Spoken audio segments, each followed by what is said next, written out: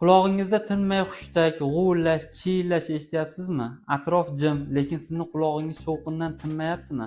Bu oddiy bezovtalik emas. Bu organizmni ogohlantiruvchi signal bo'lishi mumkin.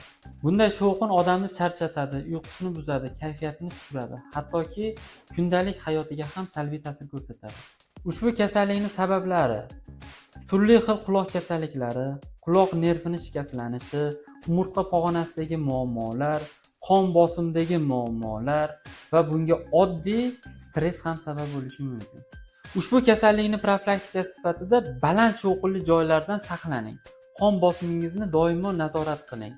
Umurtqa pog'onasi gimnastikasi bilan muntazam shug'ullanib yuring va albatta stressni kamaytiring. Bundan tashqari, choy, kofe, energetik kabi nervni qo'zg'atuvchi ichimliklarni kamaytirish yaxshi natija beradi. Lekin vaqtida mutaxassisga murojaat qilgan ma'qul. Chunki quloqdagi shovqin ba'zida jiddiy kasalliklarning belgisi bo'lishi mumkin. Quloqdagi shovqin bu oddiy shikoyat emas, bu signal. Uni beparvo qoldirmang. Video foydali bo'lgan bo'lsa, sahifamizga obuna bo'lishni unutmang.